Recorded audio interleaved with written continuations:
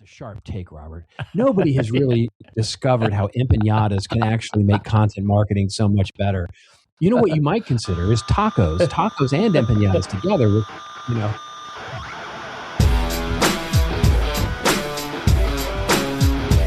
Hello and welcome to episode 316 of the Rockstar CMO Everything Marketing Podcast, a proud member of the Marketing Podcast Network.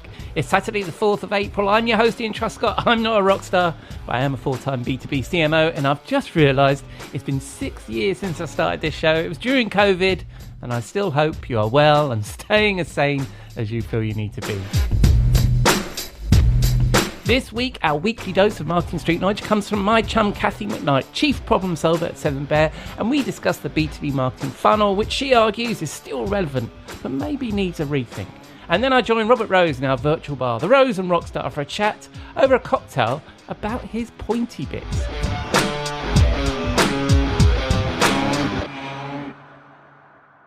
But first, we need to pay the bar tab. I'll be back in a moment.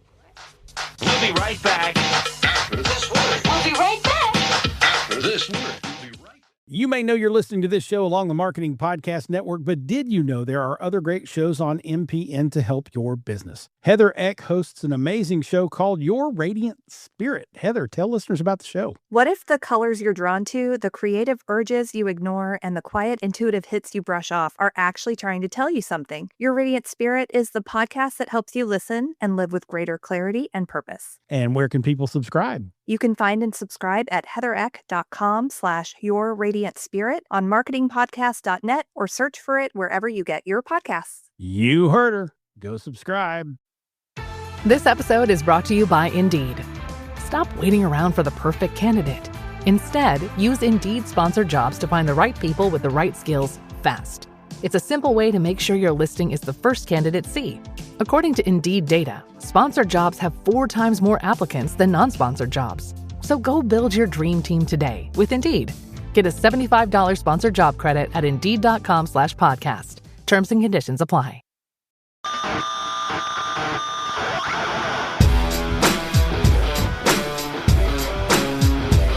Welcome back, Cathy, to Rockstar CMO FM. How are you? I'm well, Ian. How are you?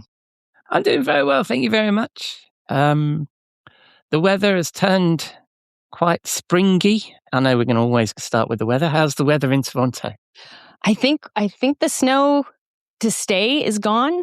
We will still get some snow, probably some snow flurries through April, because Canadian weather is just mean.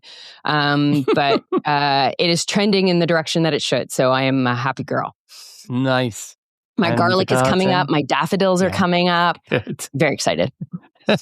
Yeah, ours are starting to go over soon. I think our tulips are just about to pop out, and my hyacinths, which I've never grown before, they're very they're very odorous. Our hyacinths. Oh, big smell. They're beautiful. But if you've ever had someone bring you like a little potter, to sit on your kitchen counter, they're like not lavender. What's the I'm forgetting the name of the tree that has the cone-shaped flowers. Magnolia? Nope. It doesn't matter. This isn't a gardening show. Anyways, those ones are crazy smelly too, but hyacinths, very smelly. Yeah. We had a lot of wind, and so one of them got blown over. So I picked it up, put it in a jar, and then put it in the house. And the whole downstairs of the house, just from this one. Yeah. Lilacs. Lilacs, yes. Oh, I've got a couple of lilacs in the garden. Yes. Okay. So, yes, we are going to do a gardening show one day by the sounds of things. But let's move on to marketing. Yes. And it's funny. I interviewed a couple of new folks last week who I've spoken to before. Obviously, they're people from a network that I'm part of, but I'd never had them on the podcast before. And then what did they talk about? Gin and tonics and gardening. It's like... my people. I like them. They're my people. Yeah, exactly. This guy was talking about it was magnolia season here. Now they're all so wonderful. But anyway, let's talk about marketing. So again, I'm going to fish in the pool that you call Bear Essentials, which is your weekly little missive on the 7Bear website, which I think is a splendid format, and I enjoy. Although you missed a week one week, but that's all right. I'm not going to chastise you. I was sick. Oh, man, now you made me feel bad. You always make me feel bad. But the one that I wanted to pluck from your little archive there is, it's called The Funnel Isn't Dead, Your Version of It Is. And I thought this was perfect for this show, right? Because you talk a lot about content operations and stuff, which we all love, but this is perfect.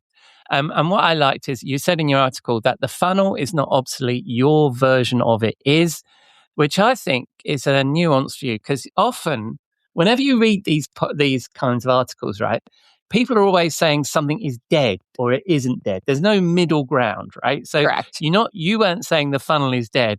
You were saying that our version of it isn't. So what do you think Marcus is getting wrong? What was your premise for that?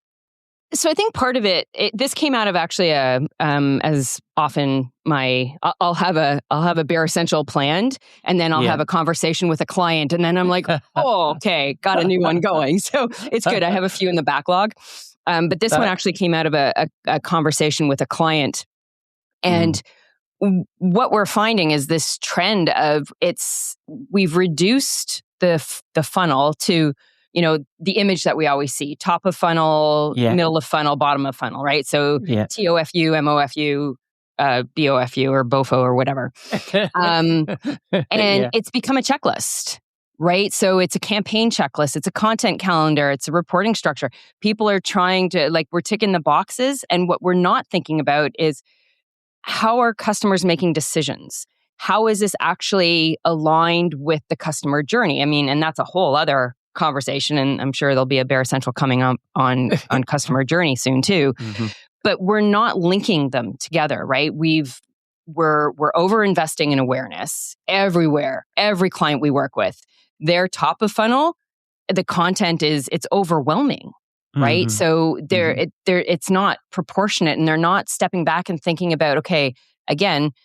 And, your listeners are going to say, here she goes again. But if we start the process with the audience, and why they want to hear from us, why is it important? What are we offering? What problem are we solving? What information are we providing? Because the only common thing across any journey is it starts with a need. That's it. That's the only common step in an entire journey, right? So if we were to start there, then we enable the decision making, whether that's a decision to move forward and learn more, whether that's a decision to purchase, whether that's a decision to sign up for a newsletter, whatever it is. But because we're so focused on getting their attention, then it kind of falls apart. And that goes part and parcel with the fact that marketing and sales teams aren't always working so well together. Sales is complaining that they're not getting enough MQLs, and marketing is complaining that sales isn't telling them what they're actually hearing from customers and what's important from them. And there's this big chasm and disconnect. So it's not that the funnel failed us, is we've really abandoned it, I think. Yeah, I think there's a whole bunch of threads we can pull on there, but I completely agree with you. I mean, when I'm building personas, my primary focus is need. And that's how I try and cluster personas together by their needs rather than job title or any of those things. And people get, they try and build 25 different personas when actually you're actually responding to an audience's needs, as you say, and that's the most important thing. But the thing is it sounded to me from what you were saying and from what you said in your article, is that if we sort of stick to this sort of rigid view of the funnel, or if we veer away from it, or start with a flawed view of the funnel, it then puts your customer journey completely out of whack, right? And that's the foundational piece of planning we do in marketing. So what's the impact of that, particularly from your perspective, from a content planning perspective? So unpacking the business, the buyer journey a little bit is, I think one of the things essentially where the baseline problem is, we think about them, we draw them linearly, right? Because again, I put this out to every conference that I speak with where, buyer journeys are a part of it, or personas. And it's if you can come up with a new way that isn't like an infinity loop or something that truly reflects the fact that a journey is not linear, then I will buy it from you, right? Honestly, this is a call out to anybody. Send me your ideas. I will give you full street cred for it. But But buyers aren't linear. Their decisions are linear, but it's their line, right? Where are they going next? So we need to build in flexibility. We need to build in decision-making enablement so that they can decide where they want to go to next and get there on their own, not force them, not drive them, not limit what they have access to. But again, understanding where they're starting and where they're going and all the different permutations, likely permutations in between, then we can start building content to fill those gaps. We're never going to be able to, give them a single, let's, go from a web page where they say, oh, this is exactly where I want to click. But what we can do is provide them the information make it available to them so that it's there for them to find. Absolutely. And there are a couple of things on that. For the one point is we always get into this situation where about leads and about opportunities, right? Which is an opportunity is a collection of people that are moving at different speeds and are going to dip into this supposed funnel or the customer journey at different points and therefore appear in the funnel at different places. And the other one is what I think about this is if you identify all of your persona needs, then and you build content around that like a buffet almost that they can help themselves. That's more the content experience today, isn't it? It's rather than a la carte, it's more of a buffet. I know that we both like to eat well, so I thought that analogy might work. Yeah, I totally agree. That's a great way of putting it. It's making the things available so that people can service what they need at the time, right? The information or whatnot. And I think too, another thing is when we think about the customer journey, similar to how we've truncated the funnel down to, top, middle, bottom, like there's only 3 bits and pieces. Yeah. Customer journey, the same thing, right? We need to think about the customer journey in a different way. So certainly extending it on the front end with exploration and I'd say that was a big one, but on the back end, it's the onboarding, it's the adoption, it's the expansion, it's the advocacy. Yeah. So we're so focused on that one little, when we talk about particularly customer journey, and I take exception to calling them customer journeys because it's an audience journey where a customer journey is a small subset of that. It's absolutely, yeah. Absolutely. Right? And we've made that so that even the customer journey part is just the conversion piece. Yeah. And defined conversion so limitedly, is that a word? Limitedly, where it's the credit card offering, right? So it's not signing up for a newsletter. It's not watching a video. So we've truncated all of these things. Whereas if we were to step back and expand the actual situation and look at, what are all the different types of conversion. And if we look at bottom of the funnel, what comes, let's define after that, right? So let's add a fourth piece to the funnel where, bottom is where they convert. And then what comes after that, right? That's the resale and the build and the customer lifetime value. Yeah, I like this idea that there's an audience journey and that within that there is a buyer's journey and a customer's journey. And then you could say, well, there's also an influencer's journey, or there's absolutely. Each of the, a customer is different from a buyer, obviously, and they need different that's what I don't like about the customer journey is, we always have this challenge, don't we, is referring to customers as pre-sale people of prospects. Whereas so really the customer journey is what happens after they sign, and it's a buyer's journey before that, but we tend to loop it all in together. But they need very different things at different points, and an influencer needs something different from a customer and different from a buyer as well, don't they?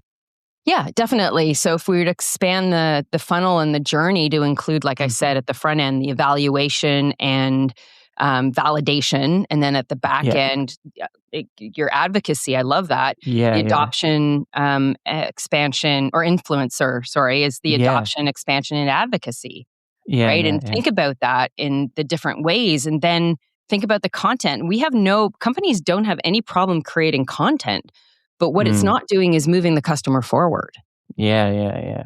And also, I think when I'm not just going to bang on about taking a needs approach, but I think if you take a needs approach, then you've got that identified to your persona. So let's say you have somebody who's your sponsor, who's your champion, then their need is going to be to help sell you, and your need is going to be help sell you within that organization. So they need a different set of material to what the CFO needs when it comes to when they get brought in late stage to validate the value of this thing, right? So correct. So it's a nuanced content collection. So I was thinking I would ask you, what do you think the modern funnel looks like? But I don't think, from what you're describing, it looks like a funnel at all, does it? No, it's not even a continuum, because people loop back and forth, right? Especially, you think about them buying, just because they've bought a singular product or service doesn't mean that they're now at this end, at the far end, for other things. You may now have to start them back at the evaluation and validation for something else you want to sell them, right? Which is the ultimate goal, is to just go deeper and deeper and deeper with a client in terms of selling things, whether it's service or products. And so, the funnel is fine, because I think it's an accurate depiction of getting them to convert, right? Because you're going to start with a whole bunch of people, and then there's going to be fewer and then fewer. So that completely makes sense. But I think you need multiple funnels for the different stages of the journey. Yeah.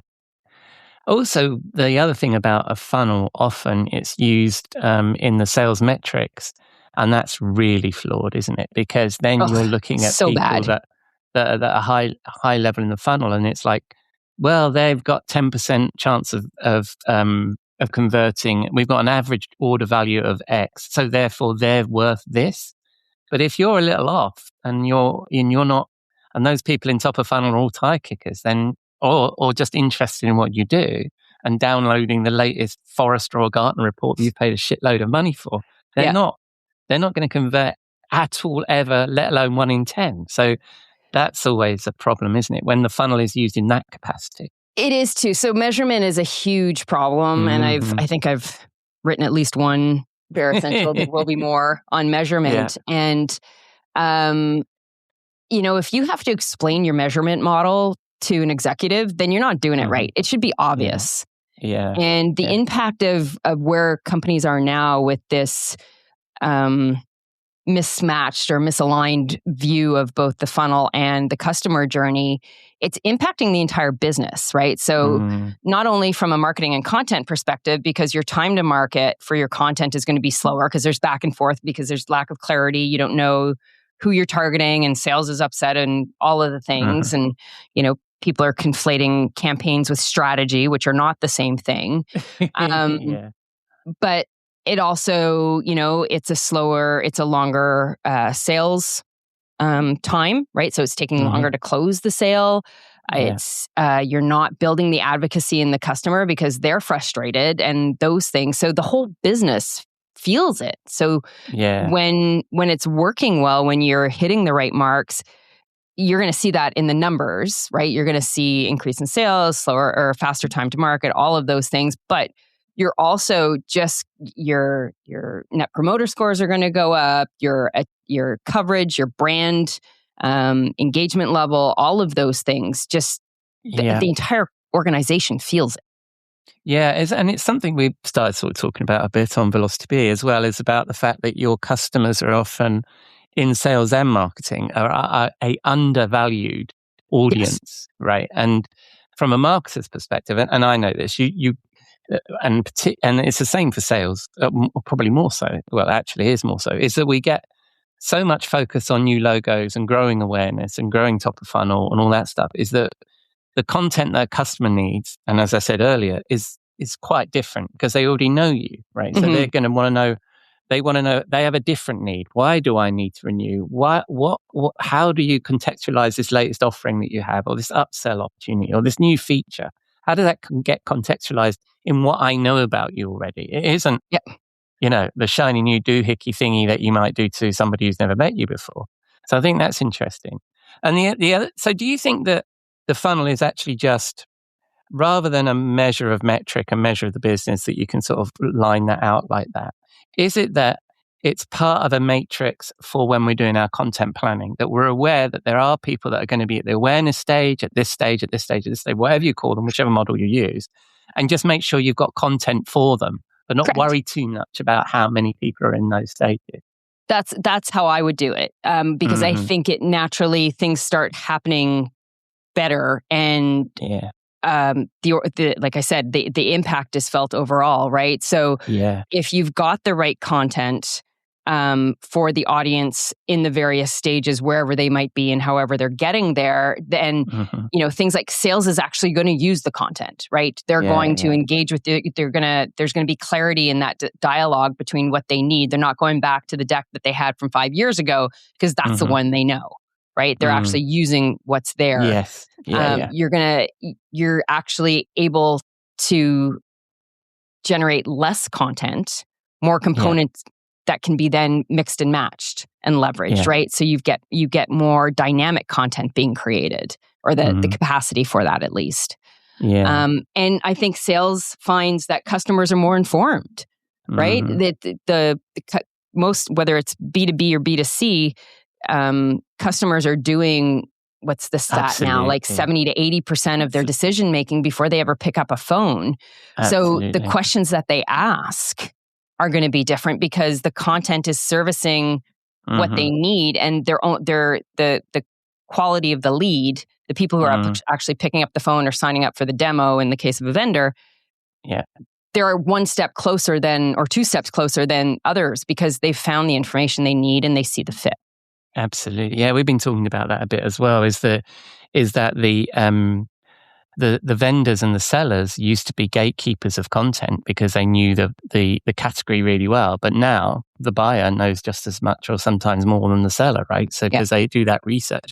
But it's interesting. I was chatting to, I think Robert either posted this or I was talking to him about, is that actually the buyer doesn't want to become an expert in the category. They just want to solve their problem, which is because we can over-index the other way, can't we? Right. And that we think that we're educating the customer to the point that they become an expert. They don't want to be an expert in the category. They just want to solve their problem. So it's giving them enough, isn't it, to move to the next stage, which I think you said earlier. Yes, and it's seeing themselves. So often a lot of companies, regardless of industry, they want to show how smart they are and how great they are. How many websites have you gone to and you're like, I don't know what you do. I don't know how this works. I don't know how this will service me or my company or whatever it is, whether it's a product or a service. And so by humanizing the content as well as talking in human, normal language, using words that you and I would use, and how your customers are asking the questions or describing the problem that they have, rather than taking it up a notch or 7, that's what's going to help. Not only is that going to help, that's also going to help you from an AI and LLM uptick perspective, right? So it's like there's so many things. I mean, we could do a whole other with AI in it, as another discussion. But companies have to. People always want to seem super smart, right? But it's not about showing how smart you are. It's showing how much you understand. Exactly. That's a really good way of putting it. I actually wrote a post, I have to dig it up, where I actually looked at like 25 odd B2B tech vendor brands. I was doing this for a different project, and I thought, well, I'll note it down. I was viewing them from the lens of a CMO rather than, as a geek techie. And how many of them actually talked about the problem they solved? How many of them you could actually fucking understand what they were trying to say and do? There's a level of assumption that the buyer knows the category and also knows that the thing that they're talking about, which is their feature is better than this feature from their competitors, is actually the thing the buyer cares about. They're just talking in their own language in their own little goldfish bowl, and you're looking at it going, what? So I think that's a really interesting point there about how we message out and how we need to assume there's a level of the buyer, and that there are buyers at this different points in the funnel that require different content. So if you, and so So yes, I mean, I think your bare essentials are a lovely, short, tight, succinct piece that we managed to talk about for 20 minutes, which I always think is ironic. But that was fabulous. But just one last question. So how do we know when we're getting this right? When we've got this, when we've got this nailed, when we're understanding this funnel properly? So I think I mentioned. So I think sales is using your content. Right? You did say that, yeah. Right. And yeah. I think, as I said too, things are moving faster, shorter sales cycle, fewer stalled deals, faster onboarding, better qualified leads. You're doing less with more, as I mentioned. So the content that you're creating is actually multifaceted and it's able to service different parts of the journey, depending on the customer and where they are. The customers stop asking the basic questions, right? So you're getting a more informed, better qualified customer. And I think too, you're seeing metrics change, right? You're seeing the content that's being generated is more on point because they're looking at what changed because of the content that came before it, right? So it's not just we did 27 blog posts and we did 4 webinars and, we were at 3 events. It's like, well, with this new tool, we saw engagement go up by, 13.6% and we had 5.4% increase in qualified leads, right? So what changed because of it? That's the big thing. Yeah. And are the metrics being used to plan the next piece? Yeah. Because if your metrics aren't changing behavior, then they're just numbers. True. And it's often difficult, isn't it? Let's not get into attribution, otherwise we really will be here for another half an hour. Let's not talk about attribution. Yeah. But that's where this naturally slides into. And I think that's why people like the funnel and they like to know how many people are in the funnel. They like to give a value to those set.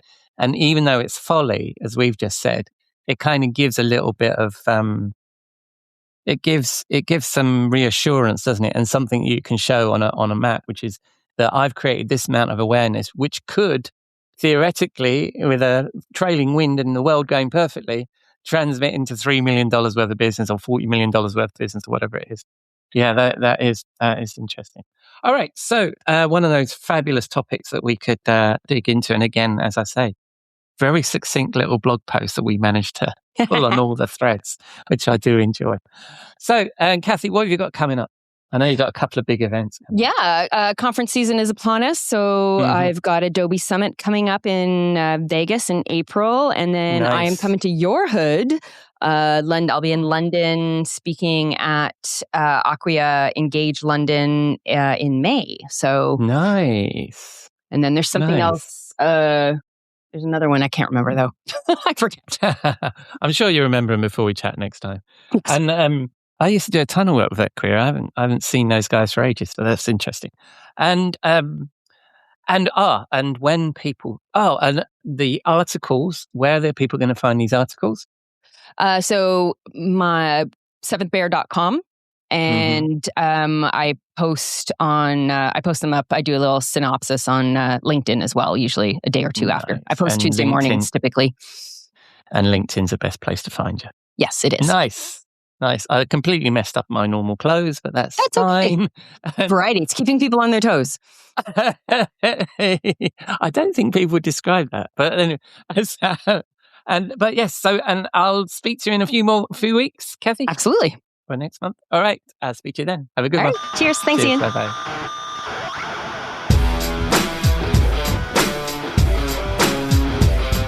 Thank you, Cathy. As marketers, we have this unfortunate habit of declaring established practices as dead, but sometimes they just need a little tune-up, and I agree with Cathy on this one. And of course, I'll include a link to her Bare Essentials series in the show notes. Right, time to wind down into the weekend and join Robert Rose, Chief Troublemaker at Seventh Bear, in our virtual bar, the Rose Rockstar, as I pick his brains over one of his classic cocktails.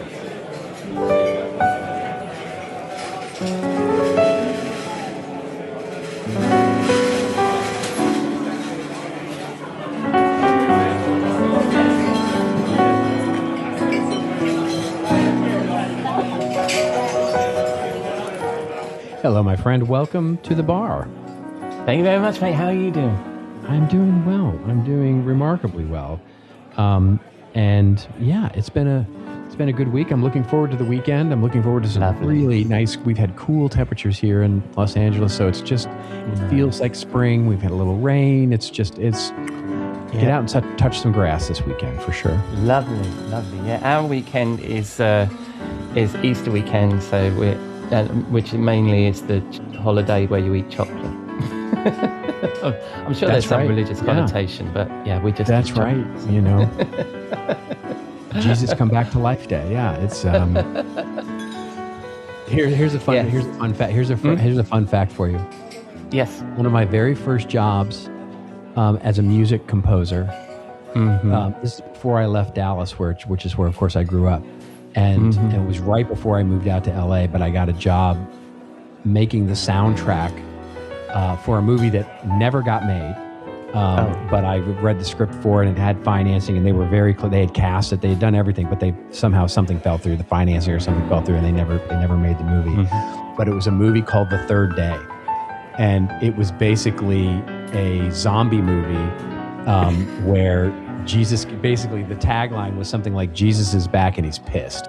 So it was so good. It was so good. So yeah. We need to revisit that and remake that movie. Maybe we need to use all of your AI skills that you've got in creating videos and stuff and just make that damn movie, man. Yeah, that'd be pretty good, right? Yeah. The Third Day. Jesus is back and he's pissed. You know. Well, that summed up my weekend. What is it? I got I'm here to drink wine and kick ass, and I'm all out of wine, you know. Make some fishes. Yeah. All right. Let's drink to that. Yeah, there we go. We got a great cocktail. We're gonna make. We're gonna continue from last week with our vodka theme here. Okay. This is a recipe I found actually at Tito's, and I hate Tito's. So we're not going to use Tito's. Joe Polizzi, your chum Joe Polizzi loves a Tito, doesn't he? Oh, he's a huge Tito's fan. He loves Tito's. Yeah. I think Tito's is awful. So we're going to use a proper vodka here, but this is a vodka Paloma. So normally when you make a Paloma, you make it with tequila. Yeah. But I found that making it with vodka is actually really good too. So basically, it is your favorite vodka, a couple of parts, then grapefruit juice, a couple of parts, sparkling water, that's the important part of a Paloma, and then lime juice. And then you could garnish it with a grapefruit if you want, or garnish it with a lime if you prefer, or both, you know, whatever is your favorite. And then basically mix all that together, pour it over ice into a tall Collins glass, and away we go. We have a Paloma, a vodka Paloma. Nice. Very nice on a spring day. Yeah. Nice. And you know, you're using sparkling water there. What's that water that you used in Ranch Water that would that go with this? Oh, the Topo Chico? Topo Chico, yeah. Topo Chico's great. Yeah, Topo Chico would totally go well. So usually when you do a Paloma with tequila, you would use a Topo Chico.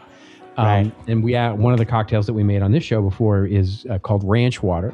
And Ranch Water is basically a full glass of Topo Chico over ice, and then a very little bit, just a tiny bit of tequila, and it's what the ranch hands would drink all day, right? You would basically just have that as that was your water that you drank all day while you were working on the farm or whatever. They're made of sterner stuff, weren't they? Yes, drinking tequila all day. Yeah. All right, well, this week, mate, and I don't know how to make the transition from tequila to Pointy Bits, but I guess there's probably something in there. But I want to pick up on your phrase, it's not really a phrase, only two words, but I want to pick up on you referring to the Pointy Bits, which I have enjoyed immensely when I've seen it pop up on LinkedIn. And this is where you're talking about that we need to go beyond B2B beige and show our Pointy Bits. And I saw it originally in a LinkedIn post that I'll refer to that I'll add a link to in the show notes. And You were talking about an article that you'd written in the Content Marketing Institute's blog, and there were two concepts that you were talking about. The first one was, we have to give up our obsession with whether content was written by a human or a machine. It soon just won't matter, which I think, and I've heard you and Joe discuss that on This Old Marketing too. That's an interesting point. And the other bit is that we need to encourage and lean into our weird, the thing you're calling your brand's pointy bits. So two big ideas there, mate. So why do you think it won't matter soon whether our content is written by human or machine? Well, so yeah, you're right. There are two points there. Yeah. The first one, to your question, is at a certain point, and this is also something that is going a bit viral at the moment. Lots of people out there like, why should we care one way or the other whether content is written by AI or whether content is written by a human, as long as it moves you in some way. And certainly people are allowed to care about the provenance of content, right? I saw one comment that said basically, I have zero respect now for autobiographies because I found out how many of them were ghostwritten by other people. And it's like, okay, well, that's a pretty, that's a pretty harsh take, but okay, you do you, right? I mean, so when I say that it's not right to actually care. There's no doubt that you have the right to care. Like you certainly can care about whether or not the content you are creating is or reading or consuming is created by a human or not, right? And so the question then becomes, do you notice it, right? And for me, anyway, when I think about it, it is the way I've been putting it lately is I don't want to see plumbing, right? And that means I don't want to see plumbing from a human or the machine. In other words, if I read a piece of content and I like it and it moves me, whether it's a piece of fiction, a poem, a song lyric, or a thought leadership piece, if I see the plumbing from humans, in other words, I see what you're doing there from a writing perspective, and I make fun of this all the time on the podcast when writers sort of force out weird metaphors or, something like that. And they basically, there's, look how clever I am kind of thing. And so for me, that's what I call the plumbing, right? If I can see the plumbing in your writing, then it bugs me. And I don't care whether it's AI or not. And AI has its own specific brand of plumbing that we all are becoming much more aware of, right? The beat poetry cadence, the if it's not this, it's that, to some people, the M dash, to, so some of that is a false positive. Some of it isn't. Some of it is truly sort of the indications, but all of it is plumbing. And so to the extent that it calls attention to itself, that's where I'm going to, but that's literally in me assessing the value of the content. So as AI continues to get better and better at all of those things, and people continue to get better and better at sniffing out those things, I think ultimately the conclusion is you can't care. You ultimately, if you are going to enjoy content at all, there is a suspension of belief that you have to take with everything that you do to some level and just enjoy the experience. And if you're enjoying the experience, then who cares how it was made? Yeah. I've not heard that connection with ghostwriting, which I think is really interesting because I've always been really anti-ghostwriting. So even when I've had senior positions and people have offered to ghostwrite for me, I won't, because I enjoy the process of writing. And also I value it as a skill. And there was one time where I was working with a CMO who clearly had something ghostwritten for them. And I started chatting to them about the topic and they were fucking clueless, right? And they had no idea what on earth I was talking about. Because it had been all created by the marketing team, and they had no depth on that topic. They knew the article existed, but that's as far as it went. And I think that then starts pulling at that thread that we've talked about a number of times on the show, which is being an expert in your craft. So if you're going to create something with your name on it, whether you wrote every single word of it or not, you better be damn sure you know that topic, right? Have I gone on for a tangent? But that's what I was thinking. And that's a great point. And we talked about this last week a little bit, which is in any creation, there is the, this is not this particular article, but a few articles. I love the distinction between, and we've talked about this on the show before a long time ago, the difference between creation and construction, right? Yeah. In other words, creating something versus constructing something. Mm-hmm. And what I would argue is, and this is where this comes from, it was a critique actually of Dickens back in the day, where it's like, when you create something, you love the thing before it existed. In other words, when you create a song or you write a lyric or you're enriching yourself by the process of the creation, you love the thing before it actually exists in the world. Yeah. And your creation is to bring it to reality in the world. When you construct something, you can only love it after it was constructed. And so basically it might have the same amount of love, but you can only love the thing after you actually have constructed it. And so the a great example might be, the amazing novel that you've had in your head forever and that you create and love, and loving that thing is what it is that you're getting it out. And part of that love is the actual expression of that idea, and you've loved it before it existed. And it may or may not be loved when you ultimately express it, but you've loved the thing as the creator of it. The second would be like an owner's manual or something like that, or a how-to to build a piece of furniture, or a stop sign, or the signage or manual of a building or something like that, where you might love it for its for its how simple it is, how well it teaches something, how well it actually serves its purpose, but there was no passion or love before the thing existed. It just needed to exist, so you constructed it. And that level of enrichment of you as the creator is a conscious decision. So for your CMO friend, it's like they clearly had no value in the thing, therefore it didn't enrich them in the creation of it, therefore they didn't know, and that came back to bite them in the ass in the ultimate in the day. On the other side of things, maybe they don't give a shit, right? And so the it doesn't devalue the thing because the person doesn't know necessarily, unless of course they get called to the carpet, which of course you did in that particular case. So if it's an amazing thing that I don't remember creating, then it doesn't devalue the thing. The thing can still be as valuable, but it doesn't. It's no longer enriching me as the creator. I was just getting sniffy about the fact that I believe, and this now needs to go right out of the window. I just value the craft of writing, and I thought that and of the topic, and that all, I felt a little bit cheated, a bit like the comment you were making about how somebody would feel about that stuff. So we need to be careful with those things. But what I do want to, so that's the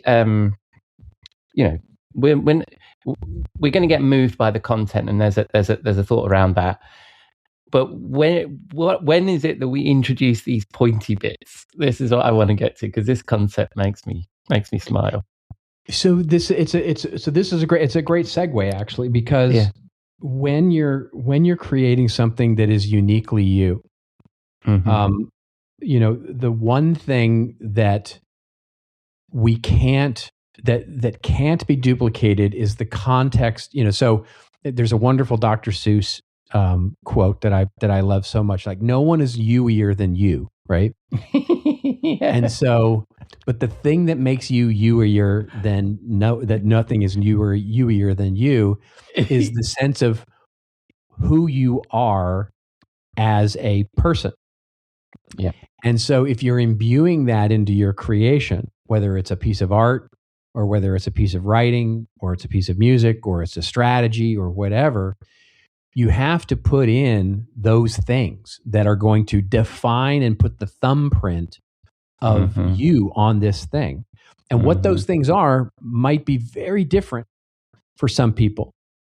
For me, for example, I love great double entendres. I love cursing. I love putting in weird metaphors from the 1980s, and music. And those are bits that when you read them or experience them, you go, that's Robert Rose. Those are my pointy bits, right? Those are the things that are like that I'm sticking out into the world, into my creations that signify to me, not and then hopefully to the audience that it is truly me and not some AI engine that is sanding down what it is I'm going to do because it doesn't truly understand the context of me.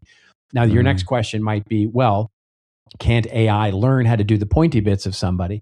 Sure, it can, but it's always going to be they're not going to be as pointy, right? And the reason for that is because it's always going to move to the most probable, right? The most probable idea. So even if I test this on an AI and I go, write me something that I would write, and it will come with some, it won't curse, which is interesting. I can't yet get it to really, call out bullshit or, say the word fuck or something in the middle of it, which I think is definitely a pointy bit. But it would also, try some belated, metaphor. And it's like, you can see the plumbing, pull from last week, right? I can see the plumbing of what's going on. And I go, that's not quite it. I mean, it's it, but it's not quite it, right? It's so the pointier the bit is the best, right? When you can actually do something that goes, that's you, that's me.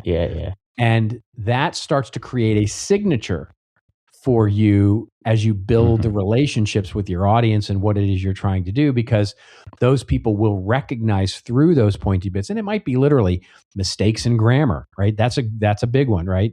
As has been said to me on many occasions, I use punctuation a little like Dr. Seuss uses words. I kind of make it up, And in a lot of times I'll have editors want to correct my pronunciation or my fondness for ellipses, for example. I love ellipses because I used to write monologues and dialogue and screenplays. So I tend to write very monologue-y types of style.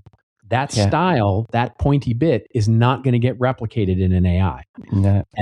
So you keeping that some stuff in is, it can certainly be polished with AI. It can be edited with AI, but it's not going to be created by AI. And so it's a differentiation of actually taking the time to put the pointy bits in of you and understanding what those pointy bits are. Yeah, and 2 points on that. One of them is I use Grammarly, and honestly, I'm going to give up on this shit because I just constantly fighting with it. It just wants to smooth out my writing so much that it's just banal. And the second part of this is I really, really like the way that you encapsulated the creative process there with that kind of this idea that we're in love with the idea before we've written it down. And that happens to me occasionally, like with the articles that I write. You're out on a walk and you've got this idea and it's just delicious and you want to get it done and you want to get it out and you love it already, as you say. But the other part of it with the pointy bits, hooking those two ideas together, is that's the vulnerability, isn't it, in that when you start to write and you're exposing your pointy bits, there's a frisson there, isn't there, of oh my God, this is a bit out there. This is me being a bit out there. And that's exciting. So it's a great point, because a pointy bit, or this isn't exclusive to anyone or everyone, right? It's basically it's a choice that you can make, which is a pointy bit is vulnerability, right? It's a great example of a pointy bit, right? Which is AI has no skin in the game, and when it creates a piece of content, it doesn't know, right? It doesn't know whether or not you're willing to take that chance or to take the chance of being wrong or to go out on a limb and basically say this might suck, right? And basically then be out there and making those decisions about where you apply those things is definitely, showing off the pointy bits, right? Whether you're writing marketing copy, that does that, or whether you're writing sales, or whether you're writing a thought leadership piece, right? It's like, my latest one that I did on content marketing measurement, I opened those pieces by saying, "Hey, I'm working this out in real time. There's going to be errors here, right? I'm doing this in real time. So please look at this not as a prescription, but as an experiment, right? And this may be stupid. For 6 months, we may look back at this and go, it's dumb, right? Yeah. So AI is not going to do that, right? AI is not going to do that. AI is going to be overconfident in this. This is the answer, right? This is the, and it's, and there are even articles that are coming out now that talk about how sycophantic AI is to people. And so anything, if I go, hey, is measuring content marketing through the use of empanadas, is that a good idea? And it'll come back and go, that's a sharp take, Robert. Nobody has really discovered how empanadas can actually make content marketing so much better. You know what you might consider is tacos and empanadas together with, And also it will say, that is so you, Robert. It's right. It's so you. It's such a sharp take. Yeah. Oh, that's fantastic. Anyway, oh man, I could dig into this a bit more because those, I feel exactly the same, and I feel the same when I write. And I think that, I get told things, you shouldn't swear and all this, and I think, well, I could write a bit more like a big grown-up enterprise, corporate CMO, but it's not me. So therefore, and there are a billion other people writing like that. So why would I? Like you say, your you-iness is you, isn't it? That's right. The thing. So where will people find some you-iness of Robert, mate? Very nice. You will find that on, I guess I should point people to Content Marketing Institute, which is where my rose-colored glasses. Also, if you would like to watch such things, I have my own YouTube channel, which is going very well. I've been doubling down on YouTube, so I would point people there, which is, I'm just at the Robert Rose on YouTube, or just search me. Yeah. Splendid.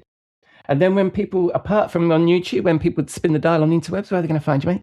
Connect with me on LinkedIn. I would love to connect on LinkedIn. Cool. That's where I do almost all my pointy bits are showing up on LinkedIn these days. Splendid. And most importantly for me, will you bring your pointy bits to the bar next week? There's a joke right there, but I'm not even going to. Yes, all my pointy bits will be back in the bar next week for sure. I'll see you next week, mate. Thank you very much. Cheers.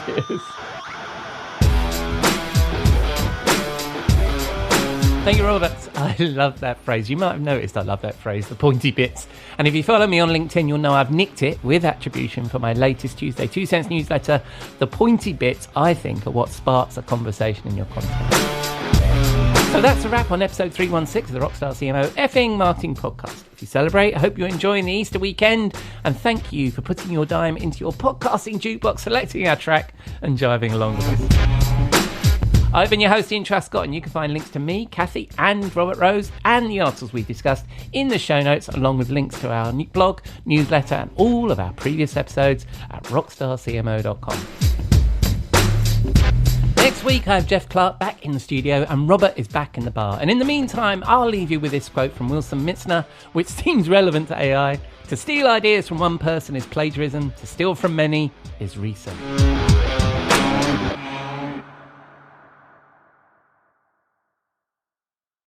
Hey, business owners. The NFL season is a big revenue driver. Now there's a smarter way to get ready. EverPass is the only authorized commercial platform for NFL Sunday Ticket, delivering every live out-of-market regular season Sunday afternoon game. Lock in the best offer now with up to 40% off, saving up to $2,500.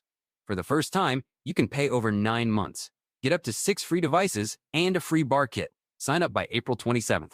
Visit everpass.com. Limited time offer. Terms apply. This podcast is heard along the Marketing Podcast Network. For more great marketing podcasts, visit marketingpodcasts.net.